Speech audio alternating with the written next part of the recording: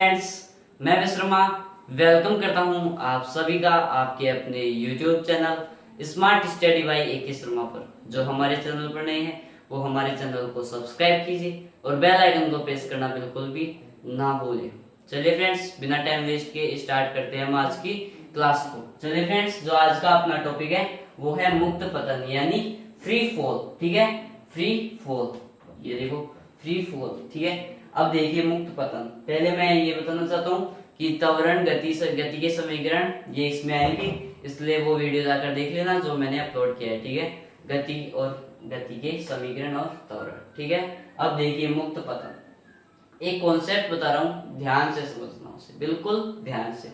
देखिए ये कोई वस्तु है, कोई भी वस्तु मान लीजिए जैसे गेंद है। ठीक है, गेंद को अपन ने पकड़ रखा है, गेंद को अपन ने हाथ में पकड़ रखा है, तो मतलब कि वो उस हाथ के अधीन है। वो हाथ क्या कर सकता है, गेंद को छोड़ भी सकता है और पकड़े भी रह सकता है, मतलब वो गेंद उस हाथ के अधीन है। लेकिन जब वो हाथ छूट जाता है, लेकिन जब वो गेंद हाथ को छोड़ देती है तो क्या होता है, वो वस्तु नीचे गिरती है। वो वस्तु क्या होती है, नीचे गिरती है। ये शास्त्र सत्य है। अगर कोई वस्तु हम पकड़े हुए हैं और वो छूट गई तो वो नीचे गिरेगी। ठीक है, तो वो नीचे क्यों गिरती है, ऊपर क्यों नहीं जाती है, प्रश्न बन रहा है। यानी कि वो नीचे क्यों गिरती है, ऊपर क्यों नहीं जाती है, प्रश्न ये बन रहा है। तो उत्तर भी आपको आना चाहिए। तो इसका आंसर ये है कि जो ये पृथ्वी है ये अपनी ओर या इस वस्तु की ओर क्या लगा रही है, एक बल लगा रही है, जिसे अपन कहते हैं गुरुत्वाकर्षण बल। जिसे अपन क्या कहते हैं, गुरुत्वाकर्षण बल। माय डियर फ्रेंड्स, गुरुत्वाकर्षण बल क्या होता है कि पृथ्वी अपनी ओर एक आकर्षण बल लगाती है। पृथ्वी सभी वस्तुओं पर एक आकर्षण बल लगाती है, जिसे अपन क्या कहते हैं, गुरुत्वाकर्षण बल कहते हैं। ठीक है, ये समझ में आ गया। तो अब बात करें कि कोई वस्तु है वो मुक्त पतन अवस्था में कब हो सकती है। वो कोई वस्तु है वो मुक्त पतन अवस्था में कैसे हो सकती है। जैसे मान लीजिए ये वस्तु है, तो वो मुक्त पतन अवस्था में कैसे होगी, यानी कि जैसे ही वो गुरुत्वाकर्षण बल की अधीन गति करती है, जैसे ही वो वस्तु गुरुत्वाकर्षण बल के अधीन गति करने लगती है तो वो वस्तु मुक्त पतन अवस्था में होती है। ठीक है माय डियर फ्रेंड्स, अब देखिए पहला पॉइंट आपको समझ में आ गया। ठीक है, अब दूसरा पॉइंट मेरा ये है, देखिए कोई ना कोई, देखो गति कर रही है, गति करेगी मतलब कोई ना कोई वेग तय करेगी, कोई ना कोई वेग से वस्तु ऊपर से नीचे जा रही है, वस्तु ऊपर से नीचे जा रही है किसी न किसी वेग से। अब ये तो नहीं कि उसमें टाइम नहीं होगा, मतलब कि टाइम भी होगा। ठीक है, तो अब आपको पता है कि वेग में परिवर्तन की दर को अपन क्या कहते हैं, त्वरण कहते हैं। त्वरण यानी एक्सीलरेशन। इसे ए से दर्शाते हैं। ठीक है, तो ए हो गया। अब देखिए इसे हम त्वरण नहीं कह सकते, इसे हम क्या कहेंगे, गुरुत्वीय त्वरण। क्या कहेंगे, गुरुत्वीय त्वरण। देखिए ध्यान से समझना माय डियर फ्रेंड्स, गुरुत्वीय त्वरण। ये गुरुत्वीय त्वरण क्या होता है, जब कोई वस्तु मुक्त पतन अवस्था में, जब कोई वस्तु मुक्त पतन अवस्था में है तो उस वस्तु का त्वरण क्या कहलाता है माय डियर फ्रेंड्स, उस वस्तु का त्वरण कहलाता है गुरुत्वीय त्वरण, जिसे अपन जी से दर्शाते हैं। किससे दर्शाते हैं, जी से दर्शाते हैं। ठीक है, ये समझ में आ गया। अब देखिए आपको समझने वाली बात क्या है। देखिए दो कॉन्सेप्ट है, इन्हें समझना है। ये गेंद थी। ठीक है, अब अपन ने गेंद को क्या किया, ये पृथ्वी है, यहां से अपन ने गेंद को फेंका, मतलब ये यहाँ आ गई। ठीक है, मतलब कि अपन ने ऊपर की ओर इस गेंद को फेंका, इस वस्तु को अपन ने ऊपर की ओर फेंका। ठीक है, तो ये भी उसका त्वरण जी होता है। त्वरण समझ में आ रहा है, कोई ना कोई वेग से जाएगी, कोई ना कोई समय से जाएगी, वेग में परिवर्तन की दर ए, तो ए बराबर क्या आएगा, जी आएगा। ठीक है, अब बात करें ऊपर नहीं जाएगी, वो नीचे आएगी, सबको पता है, ये कॉमन सेंस की बात है। ठीक है, तो वो नीचे आ रही है, मान लीजिए ये कोई गोल थी, वो अब नीचे आ रही है, नीचे आएगी, यहाँ तक आ गया। ठीक है, पृथ्वी पर आएगी, ठीक है आ गई, तो ये भी, इसमें भी त्वरण लगेगा। ठीक है, चाहे नीचे से ऊपर आए या ऊपर से नीचे जाए, त्वरण लगेगा जी। ठीक है, गुरुत्वीय त्वरण समझ में आ गया कि मुक्त पतन अवस्था में होगी वस्तु तो उस वस्तु का त्वरण जी होता है, यानी गुरुत्वीय त्वरण। तो इसमें देखो केसेस क्या है, यदि कोई वस्तु हम ऊपर से नीचे फेंकते हैं, यदि कोई वस्तु हम ऊपर से नीचे फेंकते हैं तो उसमें उस वेग की वृद्धि बढ़ती है, उस वेग की वृद्धि बढ़ती है। जैसे मान लीजिए आपने अपने मकान की छत से किसी कचरे को या किसी भी वस्तु को फेंका, किसी भी वस्तु को फेंका, ठीक है, और वो कितने वेग से तय करेगी, वो बहुत तेज वेग से तय करती है वो गति कैसी होती है, बहुत तेज होती है। आपने देखा होगा कि आप क्या है, मकान की छत पर अपनी गेंद को फेंक रहे हैं, ठीक है, तो उसमें क्या होता है कि आपको अधिक बल की आवश्यकता होती है, आपको अधिक बल की आवश्यकता होती है। मतलब कि इसमें क्या होता है कि ये वेग की कमी होती है इसमें, और इसमें क्या होता है, वेग बढ़ता है, ठीक है। ये समझ में आ गया कि ये माइनस जी क्यों लगा, ये प्लस जी क्यों लगा, ठीक है।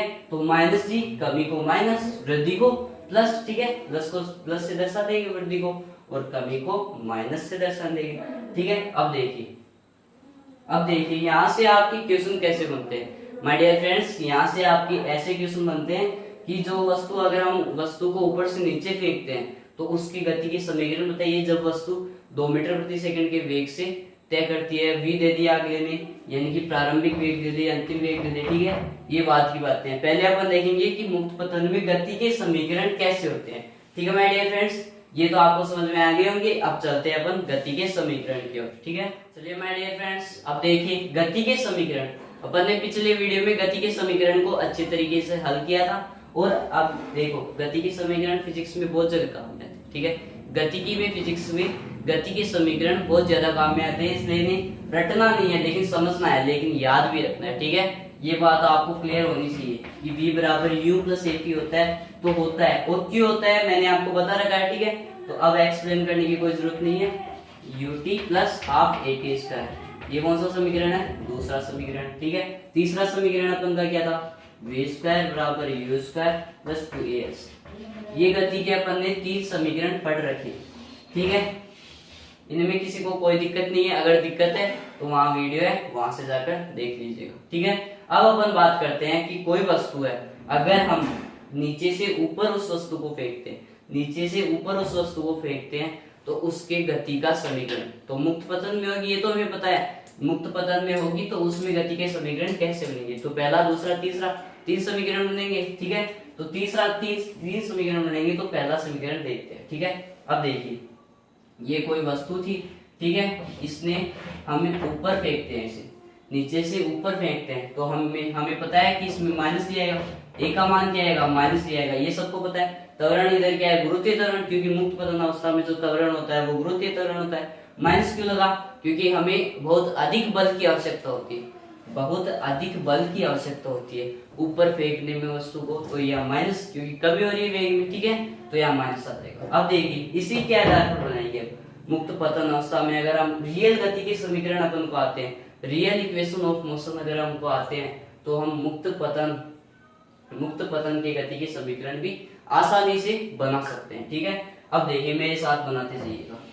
पहला समीकरण अपन का क्या था, v बराबर u plus A T, v बराबर u प्लस ए टी। अब देखिए v चेंज होगा, u चेंज होगा, या a चेंज होगा, या t चेंज होगा, दिमाग खुद लगाना।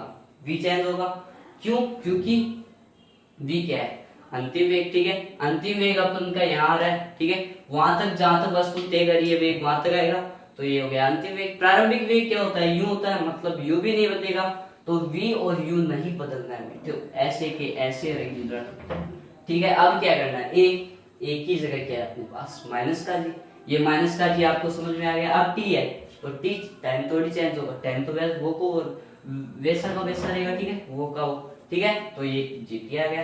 तो अपन का गति का पहला समीकरण आ गया v बराबर u माइनस gt। तो इसे रटना नहीं है, इसे क्या करना है, पहले गति के समीकरण लिखने हैं, ठीक है, और फिर नीचे से ऊपर या ऊपर से नीचे बनाना है, तो माइनस डी प्लस डी, ठीक है, और फिर एक की जगह माइनस डी या प्लस डी रखना है, ठीक है। अब देखिए एस है, एस तो ऐसा का ऐसा रहेगा, यू में चेंज नहीं होगा, ठीक है। फिर क्या है, टी हो गया plus half A T square, तो ए बराबर क्या है अपना माइनस का जी, तो माइनस का जी टी स्क्वायर। ये समझ में आ गया। तो इसे अगर हम सोल्व करेंगे तो क्या आ जाएगा, या माइनस आ जाएगा और ये आ जाएगा, तो कैसे होगा, एस बराबर u t minus half g t square. Okay my dear friends. अब देखिए तीसरा समीकरण कैसे बनेगा, ये हो जाएगा v square equal u square minus 2gh। ये ध्यान देने वाली बात है कि यहाँ h आएगा, क्या आएगा, h आएगा, कैसे, विस्थापन क्या होता है? प्रारंभिक स्थिति, अंतिम स्थिति, ठीक है। तो अगर हम विस्थापन को रैखिक में एच से दर्शाते हैं तो इसमें क्या होगा, ये एच ही है। अगर यहाँ तक हम फेंक रहे हैं वस्तु को तो अपनी ये जो लंबवत दूरी होती है वो एच होती है, तो यहाँ क्या आ जाएगा, एच हो जाएगा। इस बात को क्लियर करो, क्योंकि अगर हम लंबवत दूरी मापते हैं तो वो हाइट में मापते हैं, समझ आ गया, ठीक है। हाइट में मापते हैं इसलिए यहाँ क्या आ गया, एच आ गया, ठीक है। अब देखिए ये समीकरण क्लियर। जब कोई वस्तु अगर हम नीचे से ऊपर फेंकते, जब कोई वस्तु अगर हम नीचे से ऊपर फेंकते तो उस मुक्त पतन में गति का समीकरण ये तीन होंगे, ठीक है। ये तीन, v बराबर u minus g t, h बराबर u t minus half g t square, v square बराबर यू स्क्वायर माइनस 2gh, ठीक है माय डियर फ्रेंड्स। अब देखते हैं कि अगर वस्तु को हम ऊपर से नीचे ला रहे हैं, अगर वस्तु को हम ऊपर से नीचे फेंकते हैं तो उस मुक्त पतन की अवस्था में गति का समीकरण कैसे निकलेगा, ठीक है। चलिए माय डियर फ्रेंड्स, चलिए अब देखिए हम पढ़ रहे हैं गति के समीकरण मुक्त पतन अवस्था में, ठीक है। तो मुक्त पतन अवस्था में अपन ने देखा कि अगर हम वस्तु को नीचे से ऊपर फेंकते हैं तो क्या होता है, माइनस का जी होता है। अब प्लस का जी कब होगा, प्लस का जी तब होगा जब अगर हम कोई वस्तु ऊपर से नीचे फेंक रहे हैं। इसका मतलब समझ में आ गया, अगर हम कोई वस्तु को ऊपर से नीचे फेंक रहे हैं तो उस वस्तु का त्वरण क्या होगा, प्लस का जी होगा, ठीक है। क्योंकि वेग बहुत तेजी से आएगा तो प्लस जी हो जाएगा, यानी ए बराबर प्लस का जी। ये आपको समझ में आ रहा है, ठीक है। अब गति के समीकरण आप आराम से बना सकते हैं। v बराबर u प्लस ए टी है तो इसकी जगह क्या रखना है, u प्लस जी टी। ए की जगह क्या रख देना है, जी टी। ये मैं आपको रटा नहीं रहा हूँ, ये ऐसा का ऐसा कॉन्सेप्ट है, ठीक है। और v बराबर u प्लस ए टी ये तो आपको याद रखना है, ठीक है। और सोल्व भी कर सकते हो इसे आराम से कि ये कैसे बनते हैं, ठीक है। तो जब हम मुक्त पतन अवस्था की गति के समीकरण निकालते हैं तो उन सबको रटना नहीं है, पहले गति के समीकरण लिखना है और फिर एक ही जगह जी या माइनस जी लिखना है, ठीक है। जी कब लिखोगे, ये आपको पता है, जब वस्तु ऊपर से नीचे जा रही हो, ऊपर से नीचे जा रही हो तो प्लस का जी, अगर नीचे से ऊपर जा रही हो तो माइनस का जी, ठीक है। ये h यहाँ क्या आएगा, h आएगा क्योंकि लंबवत दूरी है, ठीक है। ये h आ गया तो h बराबर ut plus half g t square, ये समझ में आ रहा है, ठीक है। अब v स्क्वायर बराबर u स्क्वायर प्लस 2gh, ठीक है। ये तीन समीकरण आपके हैं जो कि किस अवस्था में, मुक्त पतन अवस्था में। तो लेकिन किसमें, यदि कोई वस्तु को अगर हम ऊपर से नीचे ला रहे हैं, यदि हम कोई किसी वस्तु को ऊपर से नीचे ला रहे हैं तो उसमें जो गति का समीकरण होता है वो होता है v बराबर u प्लस जी टी, ठीक है। h बराबर u T plus half g t square, v square बराबर u स्क्वायर प्लस 2gh, ठीक है। मैंने इसके लिए इतना ही। अगर आपको ये वीडियो पसंद आई हो तो इसे लाइक कीजिए और कमेंट में जरूर बताइएगा कि आपको ये वीडियो कैसी लगी, ठीक है। मिलते हैं अगले वीडियो में।